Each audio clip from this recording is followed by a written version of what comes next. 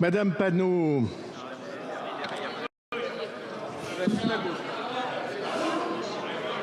D'abord, je veux rendre hommage à votre sens de la nuance. Je veux vous remercier de la modération de vos propos. On en a besoin dans les temps qui courent, par les temps qui courent. Je veux répondre à un ou deux points. Vous avez assez bien illustré ce que je dénonçais dans mon discours, c'est-à-dire de la stratégie de conflictualisation sur tous les sujets.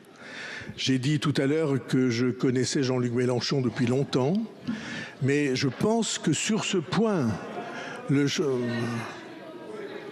non, mais la présidente, Madame Panot, n'a pas d'hostilité à l'égard de Jean-Luc Mélenchon, sur ce que j'ai cru comprendre. Et donc, je réponds non pas à une personne, mais à une stratégie. Se saisir de tous les sujets du pays pour en faire des sujets de conflit, ça peut servir une volonté politique ou électorale. Mais ce que nous croyons et ce que je crois, c'est que ça ne sert pas le pays. Je pense que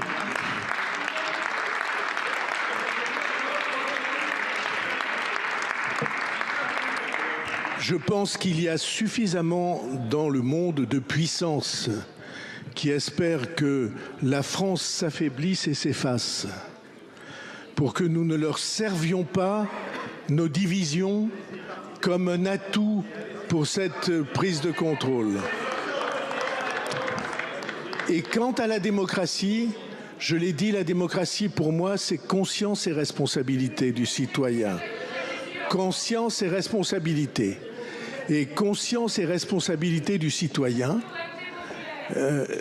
Vous avez un assez bon exemple ici des équilibres. Et je ne crois pas que la stratégie que vous avez défendue à la tribune soit majoritaire dans cette Assemblée. Je ne le crois pas. Je ne le crois pas. Et donc, je défendrai cette idée que, aussi différents que nous soyons, vous y compris, nous sommes responsables et co-responsables de l'avenir du pays. Et donc, de ce point de vue-là, je pense qu'en effet, nous avons une différence assez profonde et fondamentale. Notre vision, c'est que nous réussissions à faire se rejoindre les forces du pays avec des sensibilités différentes. Je respecte les sensibilités sur tous les bancs. Je n'ai pas approuvé qu'une partie, je n'ai pas approuvé à titre d'observateur et de citoyen et de militant, n'ai pas approuvé qu'une partie des élus de cette Assemblée soit ostracisée et qu'on refuse de leur donner des places dans les instances de nos assemblées. À titre personnel, comme observateur, je ne suis pas parlementaire, je l'ai été, mais je me suis toujours battu pour que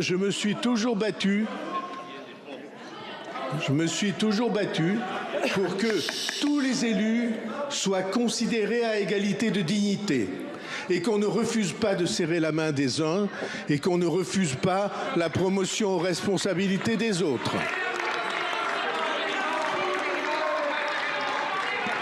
Hein ?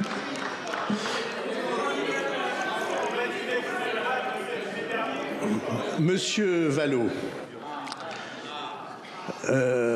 vous avez eu raison d'évoquer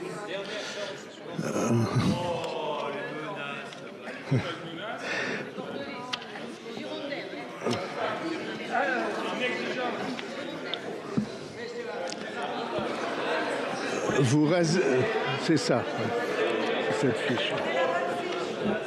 Vous avez raison d'évoquer la solennité du moment. Pas oui, monsieur Vallaud. Là. Vous avez raison d'évoquer